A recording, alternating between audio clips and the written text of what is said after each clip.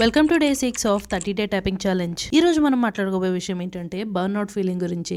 Burnout feeling అంటే ఏం లేదు, మీరు చాలా రోజులు కాన్సన్ట్రేటెడ్గా చదివిన తర్వాత ఒకానొక పాయింట్లో ఏంటంటే మీ ఇంట్రెస్ట్ లెవెల్ అనేవి చాలా డిప్ అయిపోతాయి. దీనికి రీజన్స్ అయితే చాలా ఉంటాయి. One of the few reasons ఏంటంటే మీ వర్క్ అనేది మొనోటనస్గా ఉండొచ్చు, లేకపోతే ఒక సబ్జెక్ట్ మీద ఎక్కువ రోజుల నుంచి చాలా స్ట్రెస్ పెట్టి మీరు ఫోకస్ చేస్తూ ఉండొచ్చు.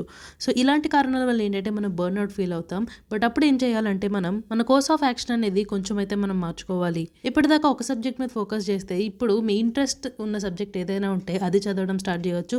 ఆర్ ఎల్స్ మీ వర్క్ కొంచెం ఇంట్రెస్టింగ్గా ఉండేలాగా కొంచెం చేంజెస్ అయితే చేసుకోవచ్చు.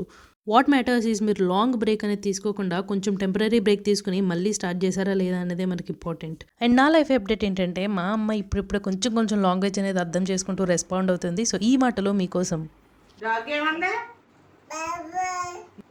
ఏముంది